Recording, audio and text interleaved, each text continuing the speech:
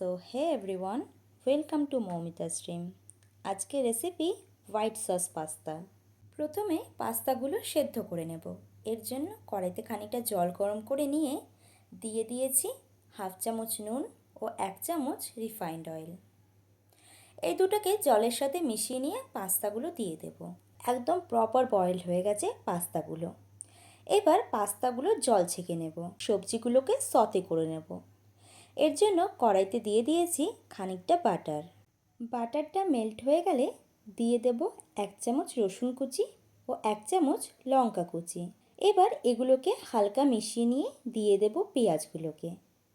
পেঁয়াজটা 10 সেকেন্ড নাড়াচাড়া করে নিয়ে দিয়ে দেব বাকি সবজিগুলো, যেমন ডুমো ডুমো করে কেটে রাখা গাজর আর গ্রিন ও ইয়েলো ক্যাপসিকাম।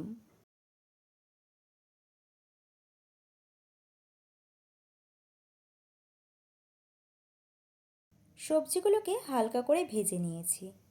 এখন দিয়ে দেব 1 চামচ গোলমরিচ গুঁড়ো আর সামান্য অরিগানো। কড়াইতে আবারও খানিকটা বাটার দিয়ে দিচ্ছি। প্রথমে আমি 1 চামচ বাটার দিয়েছি, পরে আবারও 1.5 চামচ বাটার অ্যাড করেছি। বাটারটা মেল্ট হয়ে গেলে দিয়ে দেব ময়দা। আমি এখানে 2.5 চামচ ময়দা দিয়েছি। খুব স্মুথ একটা মিক্সচার তৈরি হয়ে এসেছে। এখন দিয়ে দেব দুধ।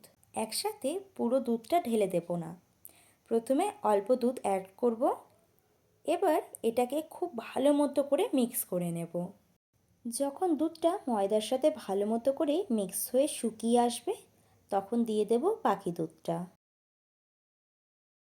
দেখো, একদম পারফেক্ট ও স্মুথ একটা হোয়াইট সস পাস্তা তৈরি হচ্ছে। এখন দিয়ে দেব অল্প নুন।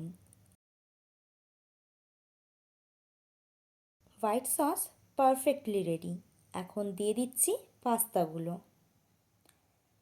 পাস্তা খুব একটা কুক করার দরকার নেই, জাস্ট সসের সাথে একটু মিশিয়ে নিলেই হবে। মিশিয়ে নেওয়া হয়ে গেলে দিয়ে দেব 1 চামচ চিলি ফ্লেক্স ও সামান্য অরিগানো। এবার মিক্স করে সার্ভ করা এই দারুণ restaurant style white sauce pasta. অনেক তো রেস্টুরেন্টে খেয়েছো, এবার একবার বাড়িতে restaurant style white sauce pasta বানিয়ে দেখো, দারুণ লাগে।